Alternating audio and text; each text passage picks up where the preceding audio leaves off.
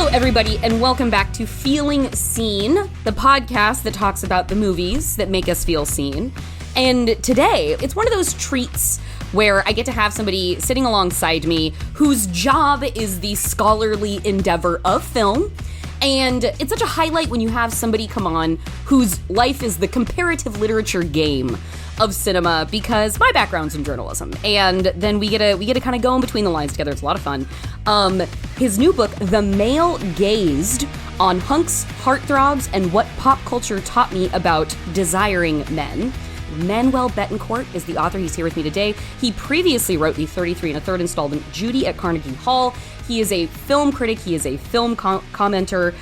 You might have also seen some of his Eisner-nominated writing in the Cardboard Kingdom graphic novel series, maybe seen as byline in New York Times, the LA Times, Atlantic, a whole bunch of other like blue chip publications. Manuel, what else do I need to tell the people to give them a background on you before we get started today? I think that those are all great places to start. I think the only thing I would add is, because I find that sort of like my fun fact about me is that I was born and raised in Colombia. And so I'm... Oh, okay. Yeah. Fantastic. Now, The Male Gazed, tell me, how long have you been in a relationship with this book? Like, books take a long time. How long has this one been living with you prior to it arriving in the world? Yeah, it has been a long time. I think the first time I sort of sat down to sort of think, like try to write down these, because I've been thinking about these ideas a lot. And yeah. I feel like I've been thinking about this since I was a teenager. And it's sort of the central question of the book, like what have I been taught about men from pop culture? But I really sat down to sort of sketch it out in summer 2019. And then I really couldn't crack it. And then I set it aside. And then a little pandemic hit, and then my freelance assignments as a critic sort of dried up a little bit. Yep. So I had a lot of free time. And so I sat down in earnest to write the proposal. And then from there on, it took like some months to get an agent and then some months to get a publisher. And I think I submitted the final draft February 2022, so last year. So it's been a years-long process, but also a lifelong process in some ways. And one of the key moments, or the aha moments that I had while I was writing the book, was realizing that the question that I was asking, and that I apparently had been asking for years and decades, was, do I want him or do I want to be him? The great queer unifying question. Yes. And I had never sort of framed it that way, but I was like, oh, that's exactly what I've been asking myself for years and years on end. And then trying to find ways of answering that chapter to chapter and character to character.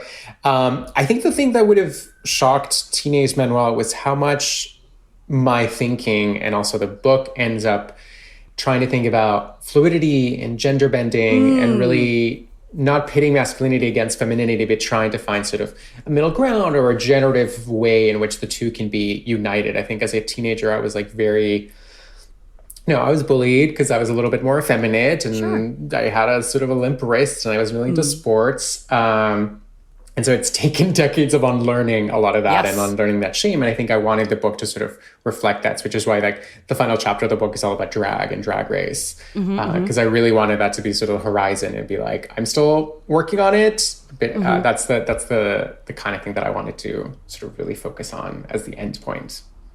I've been having conversations recently with a friend in like her early 20s, and it's been fascinating to sort of have that, like, at what point, asking her, like, at what point did you realize you had options? And the age is so much younger than when I'm 38. Like, I'm an older millennial. And so, like, and just like the idea of how much earlier the possibility of options entered their life, and the possibility of fluidity, and the possibility of a world beyond even just gay and straight as a binary, just a world beyond binaries. Well, I guess as a millennial, it sounds like, as a squarely in that wheelhouse millennial, before we get to the characters, the thing I have to ask is, how was it for you growing up amidst the extremely heterosexual but homoeroticized marketing style that was so prevalent in the homo nationalist 2000s? But they gave us things like the Chris Evans photo shoot where he's soaked in bisexual life. I mean, I don't know which one you're talking about. I could not pick it out of the police line. I don't know. I think it was from a Flaunt magazine. Yes. I don't even remember but like, oh my, even when those come around on the internet now, people are shocked all over again when they see them. So how was that very confusing onslaught of media for you and the odds. It was confusing. And because it was, and again, I read a lot about it in the book because I was like, I was assaulted with those images of like, finally men sort of, we were being invited to gaze at them and to look at them erotically. But it was always, as a gay man, you always felt like you were like an interloper. Like, oh, I'm not, this is not for me. This is for women, maybe. And then you look at it now, you're like, how could it be for anyone else? Well, because they were all shot by gay photographers, right? Like you're thinking of like Bruce Weber, and you're thinking of all these like Jean-Paul Gaultier, like all the Marquis Mark and all the Calvin Kleinets. They were all David shot LaChapelle, Meriden Marcus. Like, these are not heterosexuals. Right, and they were clearly, and so that was sort of at the heart of the book. So I was like, oh my God, am I supposed to be looking at them? Am I allowed to look at them? Because I really, really want to look at them. But also realizing that there was a little bit of gatekeeping. Like I wasn't supposed to, but I was invited to. And how do I download them onto my computer without people knowing? Slowly waiting for those JPEGs to download. Yeah. But yeah, there's a lot of those photo shoots.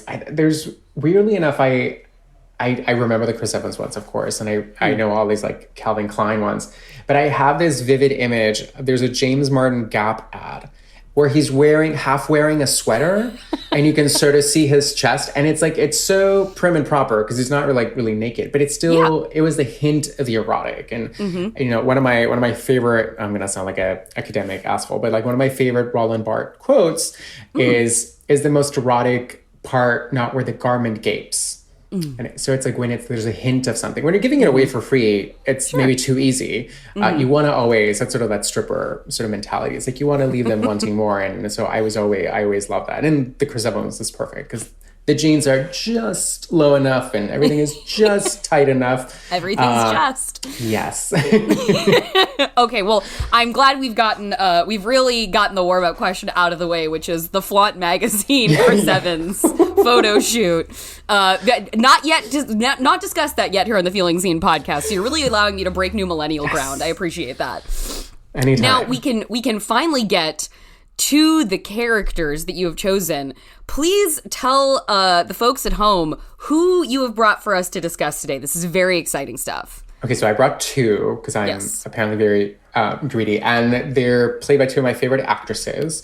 So one was Jules in My Best Friend's Wedding, played by the incomparable Julia Roberts. And the other one is Natalie Portman as Alice in Closer, which also stars Julia Roberts. One of the best Julia Roberts performances of all time. Yes. One of the definitive Julia Roberts performances, actually. God. And this is one of the definitive Natalie Portman performances. Somehow, like, Closer went on TikTok or something last year at some point because one of my mid-20s friends was like, she saw like a sexy clip of Closer, and then like it is a sexy movie, but she thought she was, I think, getting into like a deliberately erotic thriller, and then she was like, okay, that was good, but that was not that kind of sexy movie. I was like, sure was not.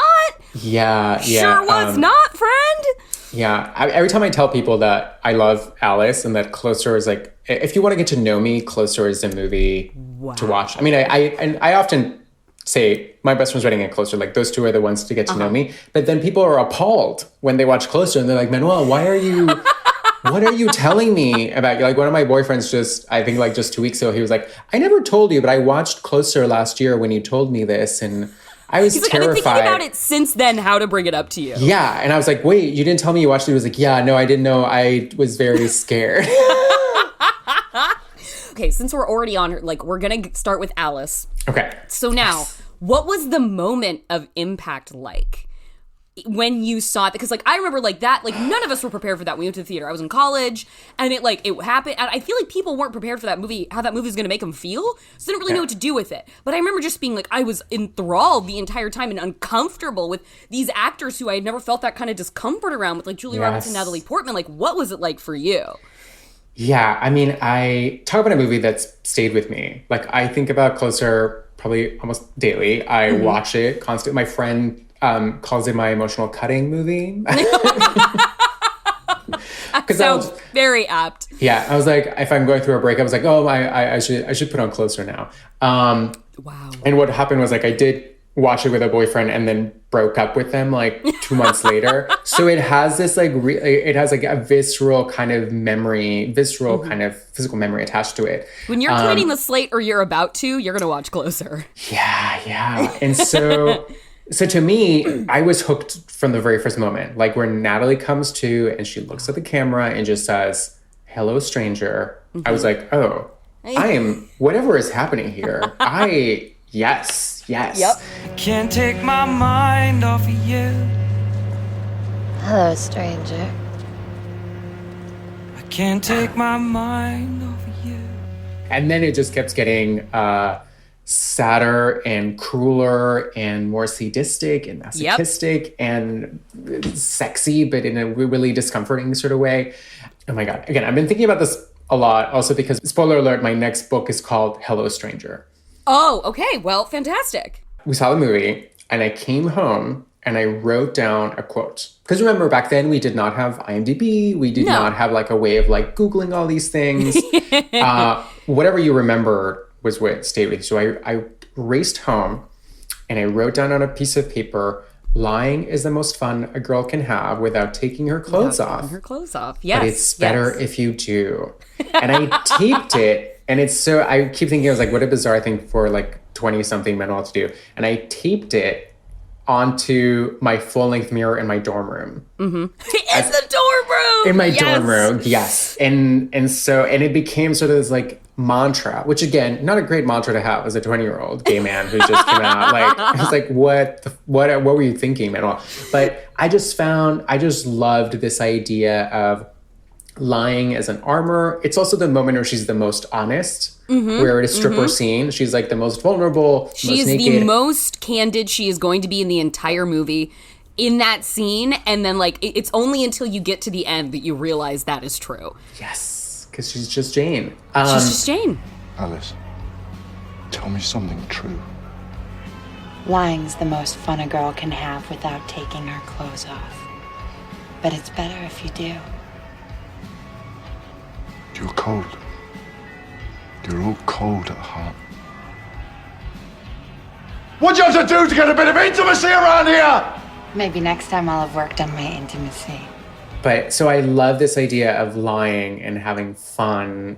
And then I remember asking myself, like, could I have so much fun lying? Could I have so much fun taking my clothes off? And I was like, I think so. And getting men like Clive Owen and Jude Law to look at me and to want me and to destroy their lives in the process. Yes, yes. That seemed very alluring to me.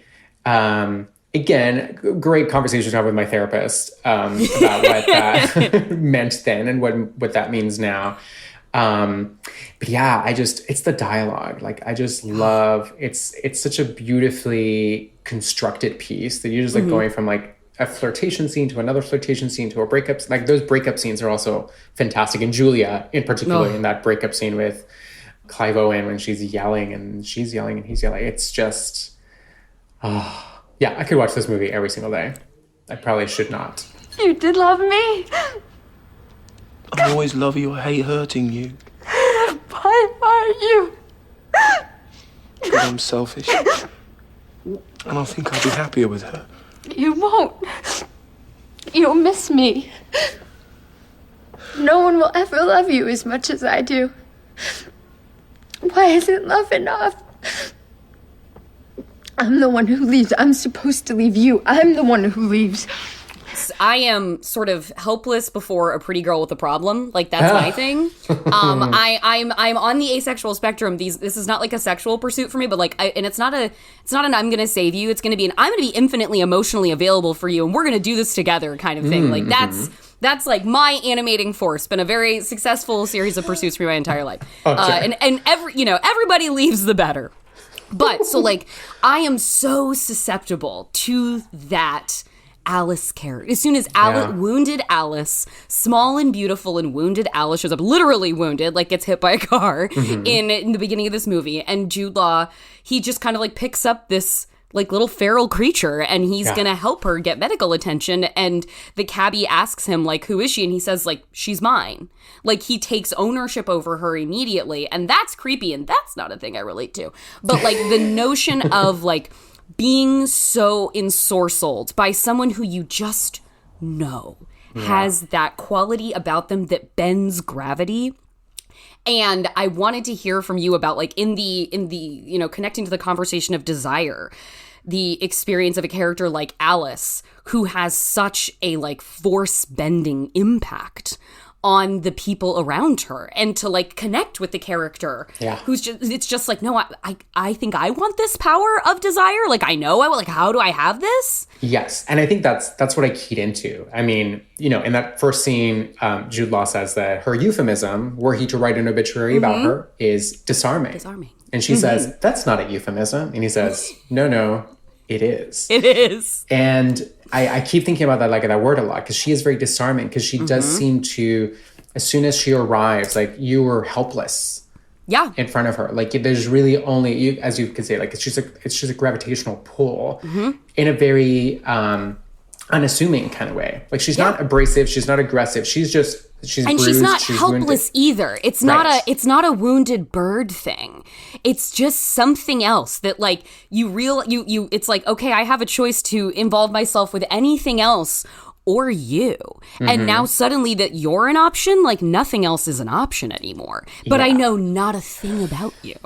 And then everything I will learn about you may well be a fiction, which I think is also what's fascinating about this character, is that she has this force around her, and she can attract men like Larry and attract like men like Dan, and she's doing it in a way that makes you feel that she's very authentic and letting you in, but actually she's ensnaring you, right? And I think this is what is fascinating about the film, is like, at the beginning you do think, like, there is a version of this world where she's a wounded bird, where she is bruised, where she is and she's going to be taken care of. But you realize by the end of the film, like, no, she's been in control this entire time, and everything has been sort of a kind of performance. So that kind of disarming performance, to me, is always what thrills me about her. And here's where the fact that I had loved Natalie Portman before Closer. Yeah, and, absolutely. I'd seen her in The Professional. We'd seen her in the Star Wars films. We'd seen her in Beautiful Girls. Like, these were films that I probably should not have been watching when I was a teenager. We may have seen her give birth in a Walmart at that point. Yes. Oh, Ashley Judd. But there was a sense of, like, you got to know her, and that she had always played these kind of wounded characters. I mean, and, Garden State is around the corner, and it's sort of in the wheelhouse where you feel like there's an innocence around her, but the innocence is always tinged with the erotic. I mean, that's The Professional in a nutshell. You're like, she's this girl, but she's a bird, but she's wounded, but she's also kind of a Lolita figure. And so what I loved about Closer is that it took everything we knew about Natalie and sort of then weaponized it into this, like, kernel of eroticism and desire and fiction making, that you could self-fashion yourself into anything any man could want of you, which is what I think is one of the things that I love about Closer, is like, and again, what I'm, like, thinking about for this next book is the stranger as a site of possibility. The stranger, meeting a stranger, allows you to imagine yourself anew. And this is what she keeps doing over and over again. It's why she goes from the different hairstyles. She has the, like, red hair at the beginning, and then she has that beautiful black bob, then she has the pink wig, and then she has the curls at the end. Like, she's constantly creating herself anew for those that may want her. Why'd you leave? Problems with a male. Boyfriend?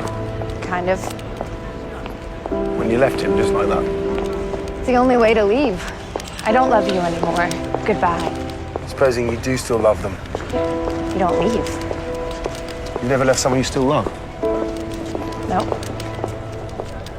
What Natalie Portman puts into that performance, I think one of my favorite parts about it is, like, I think it's an incredible sort of play out of, like, the power dynamic. Like, she's like the notion of a femme fatale without ever actually being a femme fatale.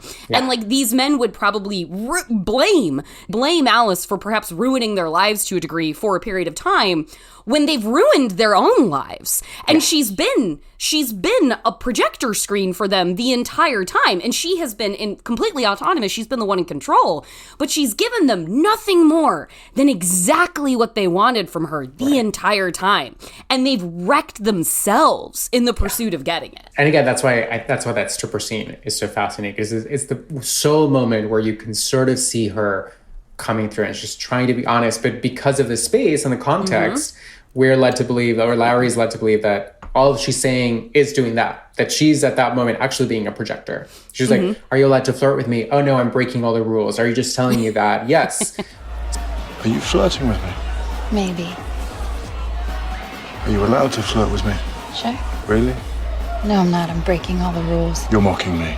Yes, I'm allowed to flirt. Prize my money from me. To prize your money from you, I may do or say as I please. Except touch. We're not allowed to touch. So are you telling me everything that I want to hear, or are you just telling me that you're telling me what you want me to hear? And it's that play, and it's like, no, she's actually being honest, and you're just not getting it. And it's such a sad moment for both of them, because she's always, you know, at the end, I keep wondering, like, you know, what does she want? Because she does seem to move in this sort of a carefree kind of way, which is the other thing that I sort of really connected in a sort of aspirational moment. It's like she wakes up one day and doesn't love her boyfriend in New York, so she moves to London. And then she doesn't love, right? Like when you don't love anyone, you leave. That's her line. And she keeps moving through the world and changing, and has this sort of kind of carefree attitude, which is kind of enviable, that you could move through the world with such ease. And she's like, I just have a knapsack.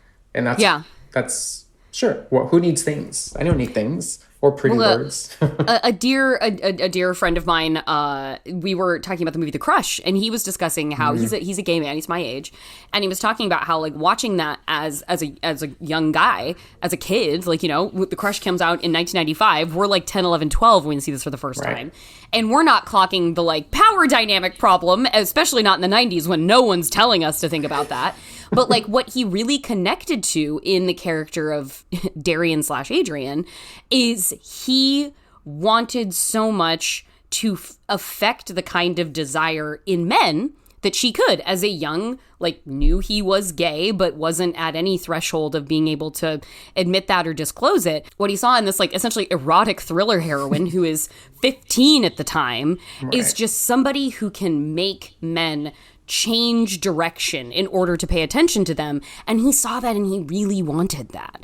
And at a time, like, growing up, I think as millennials, like, we were not yet we were on the doorstep of broader conversations about more accessibility in, like, queer images and access to queer stories. Like, the interesting aspect of being starved for representation in a one-to-one way means that there is a lot of fascinating, as I've talked about on this podcast before, creative genius work that has to happen for queer folks to imagine themselves in places where they don't exist already. Yeah, I think of it as sort of like imaginative play. And I always find that much more interesting than the one-to-one mirror moments, right? Like, because I never sit here and bemoan the fact that there's no Colombian film critic on a television show that I could relate to.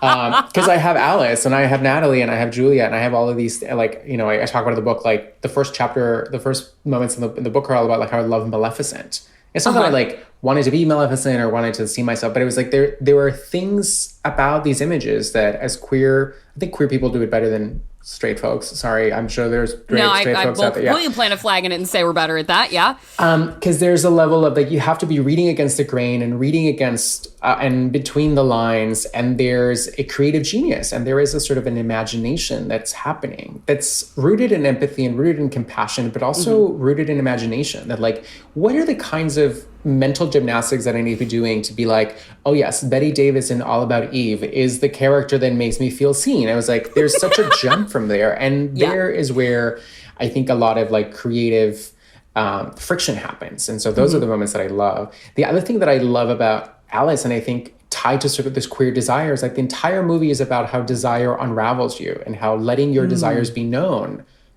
ruins your life, right? You can meet someone and meet a photographer, and then all of a sudden your relationship is gone and you're cheating and you can't let other people know. And, like, that these moments of what you're desiring, that is a sort of a destructive force, felt very real to someone who was, like, had been closeted, and who, like, letting their desires known may actually destroy your life, may actually upend it, and may actually require you to, like, pack your bags and leave and not have anything to show for it. And so I think that was also why, you know, as a 20-year-old, I had been out probably, like, 2 years, or, like, as I came out in college, and was like, that felt so real. And again, it's not in the film. Like, the film is not a queer utopia. Like, the film is actually quite uninterested in sort of queerness. It's not like, okay, gays, this one's for you. Like, pay attention in this scene. Yeah.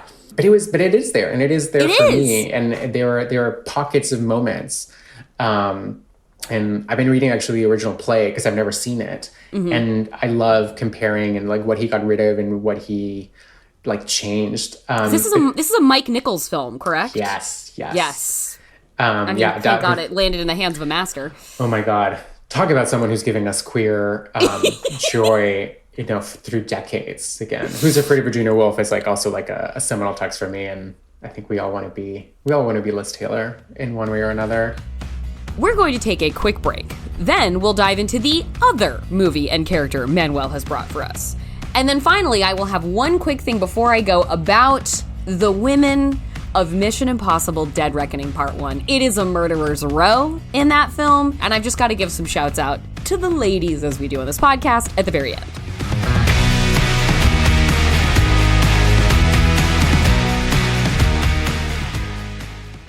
Hey, Sydney, you're a physician and the co-host of Sawbones, a marital tour of misguided medicine, right? That's true, Justin. Is it true that our medical history podcast is just as good as a visit to your primary care physician?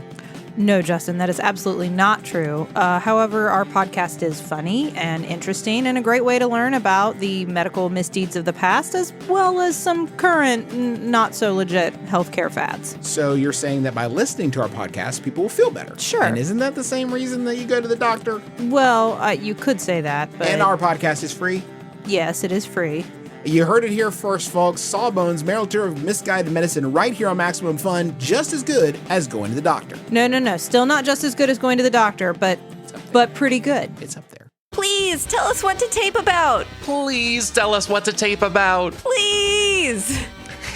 Because I'm Alex, and she's Katie, and we make Secretly Incredibly Fascinating. A podcast about the history and science behind seemingly ordinary things. We've done entire episodes about ham, or shoe sizes, or concrete, or the color beige. We need more ordinary stuff like that. Our Max Fun members suggest and pick our episode topics through Discord. So what do you wonder about? What do you wish you could start to find interesting? Make us tape your idea. And then hear the results on Secretly Incredibly Fascinating from MaximumFun.org.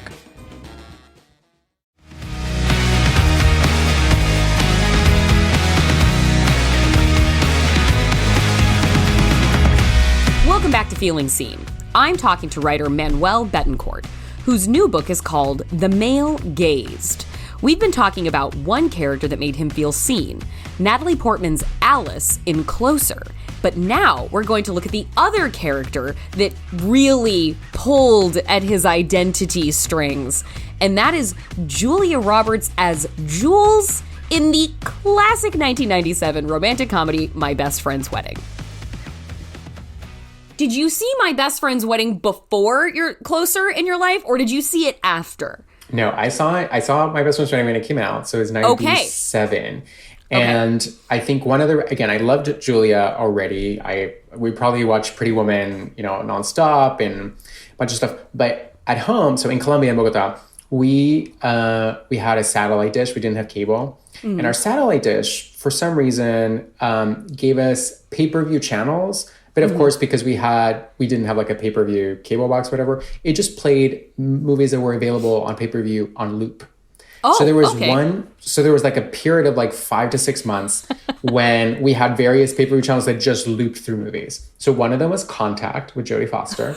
The other one was Picture Perfect with Jennifer Aniston. Wow. George of the Jungle, and then My Best Friend's Wedding. So what a cacophony. Oh my God, it was insane. So there was probably a period of like a 6-month period where I watched My Best Friend's Wedding, I don't know, like once a day. Because it was always on. It was always on, and I could just like pick it up whenever. And so I not only watched it when it came out, I watched it incessantly when it came out. Because I think it's one of the greatest romantic comedies of all time. I think it's one of Julia's. I think one of Julia's greatest performance, right alongside sort of Closer. And funny because I think of it also in terms of All About Eve, because it's the one other movie where I saw a critic. There's Addison DeWitt on one end in All About Eve, and then there's Jules, the restaurant food critic. And it was one of those moments where it was like, oh, yeah, people do this, and people like critique, and they make a living. And I'm writing it up as inventive, and confident. I was never into like critiquing food, but there was something about the fact that this is the world that she lived in, and that she had an editor, and like she lived in this like she had an editor. world. Having an editor, the most 90s thing you could have in a movie, to have or be an editor. Yes. That seems so glamorous. You're either in publishing or art galleries in the 1990s. Oh my God, there were so many of those. I was watching Sliver for the first time recently, the Sharon Stone erotic thriller. And at the very beginning of the movie, she's checking out like a fabulous apartment. And the woman asked her, she's like, so what do you do? And I was like, publishing. And she goes, oh, I work in publishing. I was like, yes! Yes! When you just know. Yeah. It was weird how much publishing factors into romantic comedies. I don't know, right? Like, how does a guy in 10 days? Like, critical, like, key thing is the fact that she's a writer. Yeah. Devil Wears Prada. Like, I think there's something about the comedy and the sort of like the Y2K moment. I guess they knew there was dying, so they needed to sort of like capture it. The end of Rome. Yeah, this is on the way out, guys. We should really memorialize this. Yeah. And then there are those of us who came after and let's do it anyway. Let's try this. It'll work for us. Yeah. We're the exception. But Jules. Here's the thing. Like, I fucking love this movie. And I think the most hilarious thing that I could have never known at the time when I watched it when I was young is that, like, if I was watching that movie now, that character would be like, so she's like 56, right? Jules is like 28 years old. And we open the beginning of this movie like she's a spinster, and she is calling up her best friend because they have that pact. Like, if neither of us is married by 30, like, it's us. Like, we'll go for it. He says, swear, when we're 28, if we've never married, we marry each other.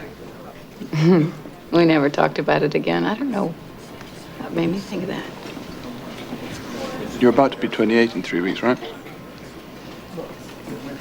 How old's he? You think? Desperate to talk.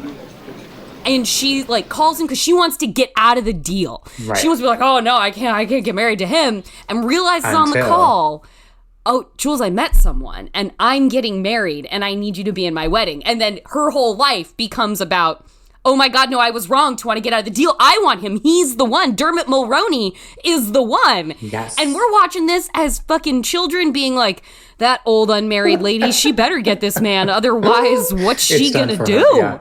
She's done for. Julia Roberts is done for. And Cameron Diaz's character, is 20 years old. Yeah, she's a child. She's a child. And in that, I relate to Jules because she's like, you can't marry her. She's a child. Like, she's still in college. And I was like, yes, old lady. I do agree with you. He should not marry that child. Old crone. You're sure right about Kimmy. Wow. And this is, again, so I love Julia and I love Jules. Mm-hmm. And part of me was, I think, as a teenager and as a closeted teenager, because I think a lot of like, why do I relate to these films, these characters? Yeah. And to me at that point, I think there was a cynicism about romance. And so I was like, I'm queer, I'm closeted, I can't really talk about my crushes with my friends, I can't really have crushes, I can't have boyfriends, I can't have I can't have a meet cute, I can't have a boy meets boy.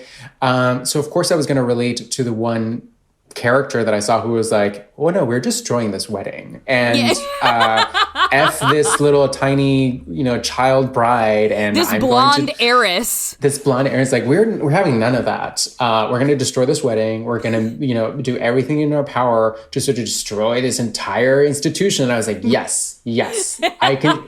I'm totally Team Jules, totally Team Jello. None of this creme brulee bullshit. Get the fucking creme brulee out of here. I can be Jello. No, Jello cannot be creme brulee. A lesson to live by. Creme brulee can never be Jello. Okay. You're Michael. You're in a fancy French restaurant.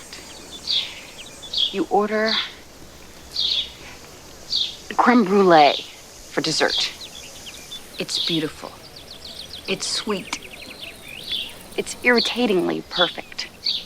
Suddenly, Michael realizes he doesn't want creme brulee. He wants something else. What does he want? Jell-O. Jell-O? Why does he want Jell-O? Because he's comfortable with Jell-O. Jell-O makes him comfortable. I realize compared to creme brulee, it's Jell-O, but maybe that's what he needs. I could be Jell-O. No.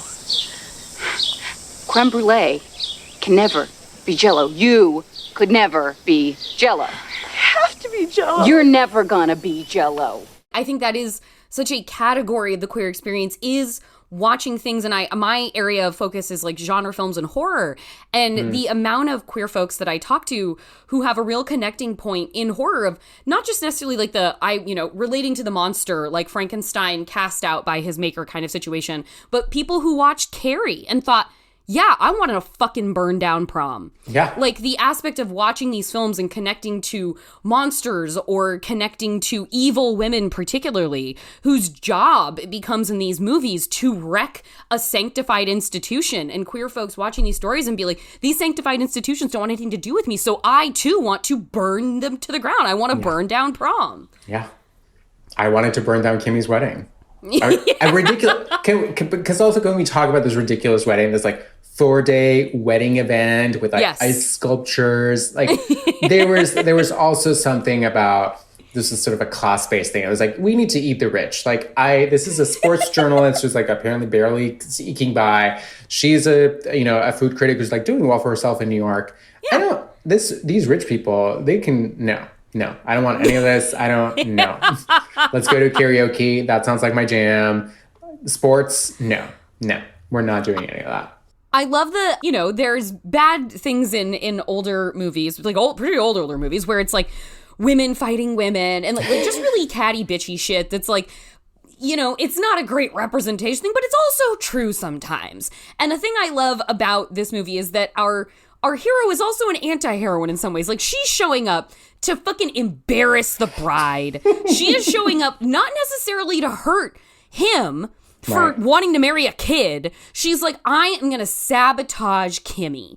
And Kimmy, to her credit, the entire movie is just relentlessly herself. Yeah. And she's only welcoming of Jules, and she is only kind.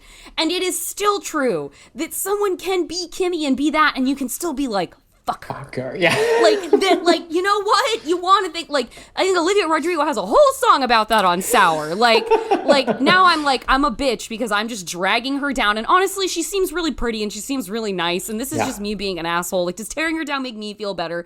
Like, having that as rom-com representation for the person that we're rooting for, not having him be marrying someone who is awful, that you're like, yeah, Jules has to ruin this situation. Like, no, I like that Jules is kind of a dickhead. Yeah, well, and I think that's such a romantic comedy trope. Like, the other person is usually so career driven, or like they're cold, or they like really can't, like aren't great with kids, or we're always given a reason to like root for our heroine. And here it's like, oh no, if you're going to be rooting for the heroine, the movie's not really going to help you, because Kimmy is lovely and fabulous, and apparently she can sing and charm a crowd with a stupid song and karaoke. And her family is hilarious. And there's just something about, we're just going to make it really hard. And I was like, no, if you're going to go in with Jules, you're going to go in with Jules and know that everything's stacked against you. But also, how could you, I mean, again, I think Julia's hair has never looked better. Like, those curls and those sunglasses. I love her like purple crop top that she's wearing, which is like running around.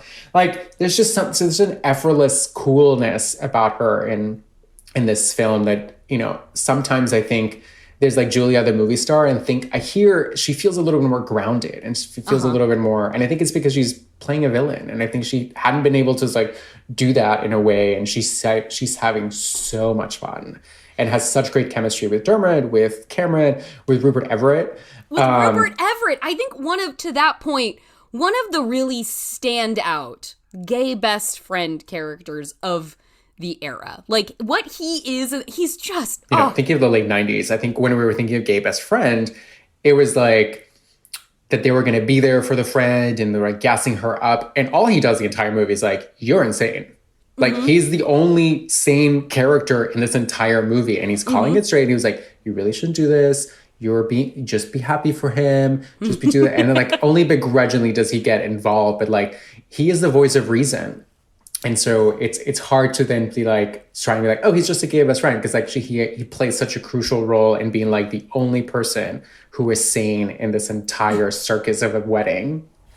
Which does feel like being the gay person at a straight wedding. Right. You're like, my just God. like, all right, let's relax about this. I think SNL had a sketch, I think, from this year where it's like Bo and Yang is like the gay best friend that gets invited to every bachelorette party kind of situation. And it feels like that would be Rupert as well. Just like, all right, everybody, let's just, cooler heads need to prevail right now. Let's have some fucking perspective. Yeah. He was in love with me every day for 9 years. I can make him happier than she can. Yes, I am breaking her heart in the short run, but really, really doing her a gigantic favor. She would be so miserable tagging along after this insensitive doofus. Jules, do you really love him? Or was this just about winning? Seriously. As a cinema historian, chronicler, archivist, I want to talk to you about star power with these two actresses, with Natalie Portman and Julia, two of our great actresses, no question, absolutely. But there is just something to it that, like, I was in, we would do, when I worked at Vulture, we had the annual Vulture Fest event, and the first one that we did in Los Angeles, Natalie Portman was on the cover of our fall awards issue, and that was when she was running with Jackie. And I was like in the green room. It was like our Saturday night, so it was like our most sort of big deal evening. And there was all kinds of cool people in that room. Like Issa Rae was in there, and I think she was talking to Lena Waithe, and we just had and like I think Darcy Carden was there. Like there was neat people in that room. But then there was also Natalie Portman. And there was a halo of space around Natalie Portman that no one got in. And it was like you were watching people who were already and like hip, young, famous, like watching them like look over their shoulder to look at Natalie Portman. Amazing. And it was like, it was so amazing. Like just being and watching the different gradations of what it is to be a star, of what it is to be famous. And yes, Natalie had been around longer but like, it was also just like, like you could just hear the choir singing around her, and you expect to look at her and be like, oh well, she's just like everyone else. No, you look at Natalie Portman, you're like, she's not like everyone else. No. So I have two stories to share about this, because I've been in the presence of both Natalie and Julia, but never in a professional setting. Okay. So this was probably like 2009, so it was like right before Black Swan. Ooh, good time. Good time. So Natalie was like, she's, again, in my head, she's like the biggest person in the world, because I'm like, oh my God. But I was out clubbing on like a Friday night, sometime down in New York City. And my friend was like, oh my God, is that Natalie Portman? And it was sort of like slow motion, like turning around, kind of like in closer, like turning around and being like, is she? And I could not move. Like she literally like froze me, and in my head I was like, you should just go up, because she was just like drinking, like having friends. Like it was a very small club. Like she wasn't in a VIP thing, and I was like, I could just go up to her, but there was something. You're right. It's like sort of like halo. I was like, I can't just go up to Natalie Portman and say hi. I can't cross this line. I can't cross this line. And then the other was with Julia. I was having lunch at ABC Kitchen in New York a few years ago, 4 years ago, with my then husband, and I saw her walk in and sit down. She still got it. And my partner at the time thought that I was fainting. He was like, are you okay? Because all the blood had like drained, and I was literally having a physical reaction to just being in the same room as Julia. And I think there is something about the two of them. And when we think of star power, I think, it's sort of this force, and it embarrasses me, because I was like, I write and I've interviewed folks, I've been on junkets, like it's not like I don't get starstruck. I don't normally get this, but the two of them, and I think it's because I have such, I mean, they don't know this, but we have a history together, and we've known each other for decades. Well, and I think that's and I want to tie that back to your book with like the aspect of like what we learn about desire from movies, and this way that like, it is, I will always be powerless before sort of like that glitz and that like the glamour of images on screen and the way that it is, these things are disseminated out en masse to make intimate emotional connections with each person that watches them. And the instant it leaves the hands of the creator belongs to whoever sees it. And then they can make it whatever they want. So like in terms of like, you know, if you're exposed to whether it's very little, like say popular culture growing up, and like you said, you're watching these same 5 pay-per-view movies on a loop over and over again, or you have the vast expanse of like all of cinema available to you, like the way we learn about the world and ourselves and what we want and what we need and what we could want and what we could need is unbelievable, the power that this thing has. Oh, yeah. And to me, it's always about also learning the kind of the grammar of life. I was like, oh, this is how the story goes, or this is how the sentence goes. Like, oh, this is what I'm supposed to do, like boy meets boy or boy meets girl. Girl meets, like there's a way in which we learn through characters and through desire, but also the kind of stories that we're allowed to tell. Like, I think it's hard to sort of imagine different ways of being when we have the same kind of stories. So whenever something unlocks something, I was like, oh, that's a different story. And I think that's why I felt with Closer, because Closer begins like a romantic comedy. Like, guy meets girl, it's a meet cute, and you're like, oh my God, they have such great banter. And then slowly it unravels to something else. It's like, oh, that's not a story I've seen before. And because it sort of like cuts from scene to scene, and there's always like these gaps of months or years in between, I was like, oh, there's a different kind of grammar and story structure happening here. And it sort of short circuits any kind of way in which you're thinking about it. It was like, oh, this is not how the story goes, but this is how the story could go. And so it's again, this idea of like giving me different templates that I could follow, or that teaches me that I could break out of those templates, that because they're, and I think this is also what Closer does really well. It's like everyone thinks they're in some sort of story, and every scene is like, oh no, you're in a different kind of story. You thought you were in a happily ever after, but then you meet a photographer.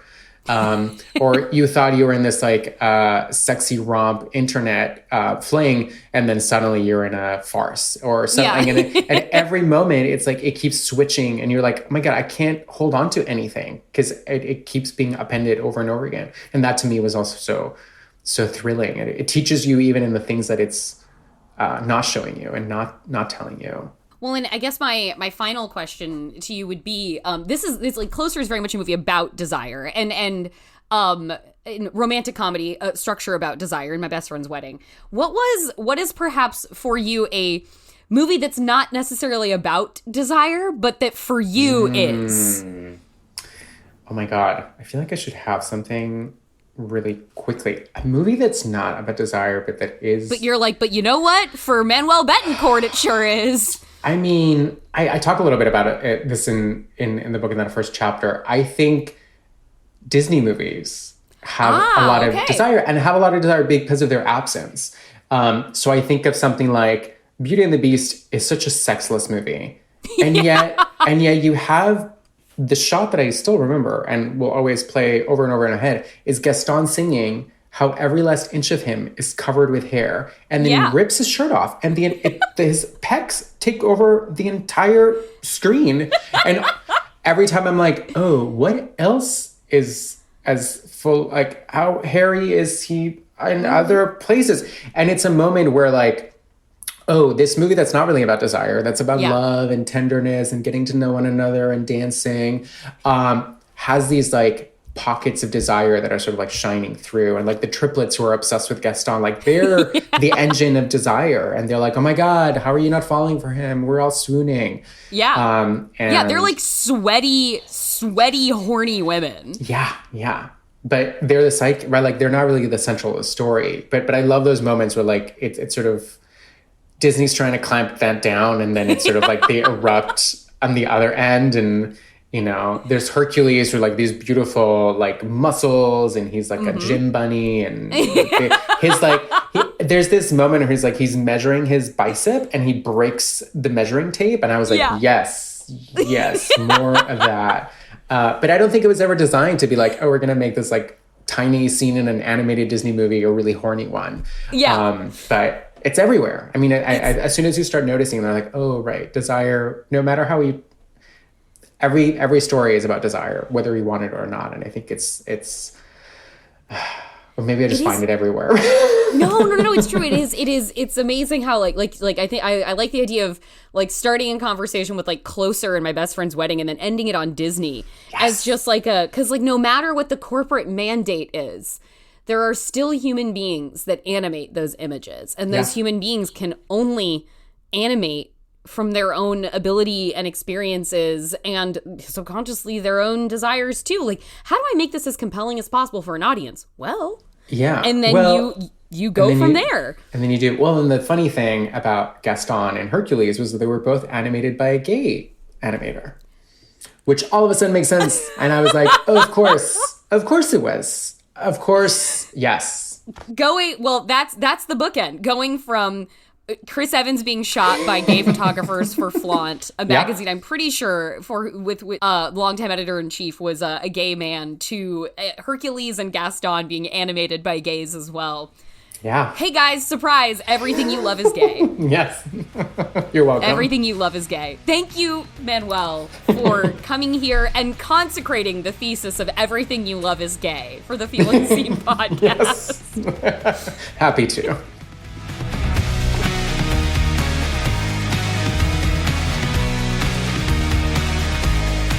Thank you so much to Manuel Betancourt. You can pick up his book, The Male Gazed, on Hunks, Heartthrobs, and What Pop Culture Taught Me About Desiring Men.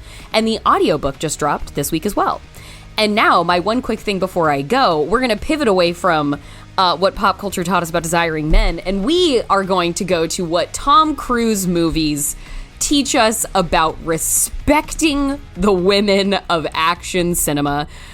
Years and years ago, in my first year at Vulture, which I'm 2016, I believe it was my first year there, I wrote an article called "The Best Place for Women in Action Movies is Next to Tom Cruise." And while the landscape has changed, thankfully, since that time, and women are shouldering their own big budget, blockbuster, mainstream action movies, women have always been out here in action cinema. This is not new. Mako Kaji, Pam Grier, like, women are action cinema. That has always been the case. But I'm saying, like, in terms of, like, your Wonder Woman, your Captain Marvel, your Atomic Blondes, like, things have shifted in that regard. Thank God. Awesome. Rad. A-list action, big budget spectacle, Charlize Theron, get your bag, go. But it is still true that if you're going to be in a man's franchise, if you're going to be in a man's action movie, really, for the ladies, there's no better man's franchise to be in than Tom Cruise's. He is dicey figure, problematic figure, magnanimous star. This is something we know about Tom Cruise. Like, there's an article that also went up on Vulture during my time that was like 20 suspiciously nice stories about Tom Cruise. And it was just like people who have worked with him being like, yeah, he fucking remembers my birthday. He still sends me presents. He knows everybody. Like, just people being like, this guy is an ambassador of the films he works on. And he is, as I said, a magnanimous star, a true star in the, rare sense of the word these days. But throughout the Mission Impossible franchise, you get a little dabble of Kerry Russell in Mission Impossible 3. You get like the barnstorming, incredible appearance of Rebecca Ferguson as Ilsa Faust when she shows up in this franchise. I can never remember if it's in Rogue Nation or not that we first see her. But when she shows up, she shows up with that yellow silk dress, aiming a sniper rifle with her leg like mounted up on in a bathroom stall, effectively, like looking out, ready to shoot a guy, looking like $1 billion. And then she kills guys with her thighs. And then that became like the move that every woman in every action movie in America had to do for a minute, because it was like, well, Ilsa Faust did it, and that changed all of us. So now we have to like replicate that fight choreography so many other places. Ilsa Faust came in, was an absolute like hurricane. Léa Seydoux, one of your great silent assassins. Paula Patton, drop her in there for, a great little like side agent effect. The female co-stars in a Tom Cruise movie have always been a very respectfully featured part of his ecosystem. And as Tom Cruise, like in the post Vanilla Sky era of his life, is basically an asexual action icon. Like, in the way that, like, kind of, like, The Rock, like, never fucks in his movies, but this, like, his movies are littered with dick jokes about, like, how endowed he is. Like, you watch Hobbs and Shaw, and it's just, like, I love that movie, and it's, like, an extended dick joke back and forth between Jason Statham and The Rock, like, about who's bigger than the other. But, like, Tom Cruise is kind of, like, he's like this, he has like this sort of messianic quality almost of like a Vin Diesel, but without the sheer over-the-top ham-handedness of a Vin Diesel. Tom Cruise is there to be like, hey, everybody, you can all feel safe because I'm here to protect you. Like this, there's a line in Dead Reckoning where Tom Cruise like vows to Haley Atwell, the Haley Atwell, I can like promise you that your life will always matter to me more than my own. And that's like this synthesis of like a Tom Cruise as an action figure. But we're here to talk about the ladies. And you heard me say Haley Atwell. But you know who else we can say? We can say Rebecca Ferguson as Ilsa Faust. We can say Vanessa fucking Kirby as the icy white widow, who also shouts out to Hobbs and Shaw. She's excellent in that. That trio alone is like a selection of my faves. Haley Atwell is so great.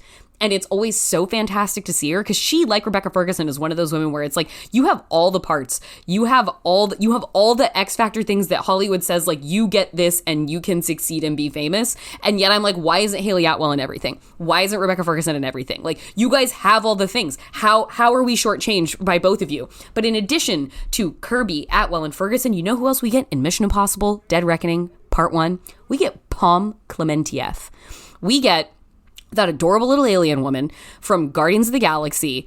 We get her in this as one of your characteristically silent assassin women. We love a literally strong silent female character in action, but oh my God, the ferocity of this performance, like this is normally with a silent female character, they kind of just like brood, and it's really just seems like a substitute for a male screenwriter not knowing how to write like quippy dialogue for a woman. But like you feel like Pom, her character is Paris. In this movie, you feel like Pom Klementieff, she doesn't need to say anything. Paris doesn't need to say anything because she will communicate every single seething assassin thought to you with her rageful eyes. The face acting that Pom Klementieff is doing in Dead Reckoning Part 1 is so...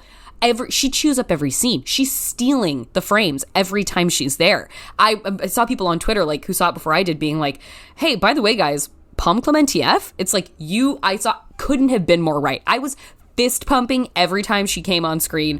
I was like practically high-fiving friends in the row that we were sitting in together. And just all three of these women get the chance to be featured, to serve. And yes, do not settle for supporting actor roles. Do not settle for being a side part in some man's story. But I'm saying, if you're going to be in some guy's action franchise, if you hit the lottery, it's going to be Tom Cruise, and you are going to be able to feast with that character.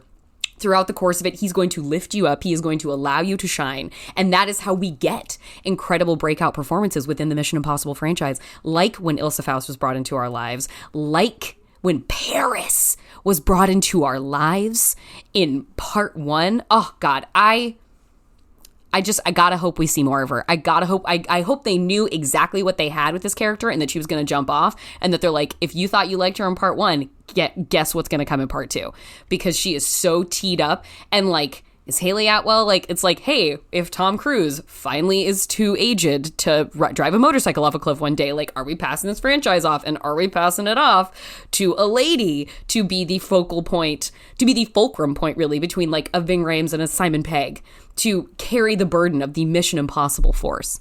I don't know. I'm so excited to find out. Pom, Haley, Vanessa, Rebecca, give me that shirt with all the ampersands. That's my gang now. That's my core 4 now of Dead Reckoning Part 1. Core 4, shouts out to you, Scream 6. But anyway, that's our show. You can follow us on Twitter at FeelingSeenPod or send us an email at feelingseen@MaximumFun.org. If you want to follow me, I'm JorCrew on Twitter, and the show is produced by Marissa Flaxbart. Our senior producers are Kevin Ferguson and Laura Swisher, and this is a production of Maximum Fun.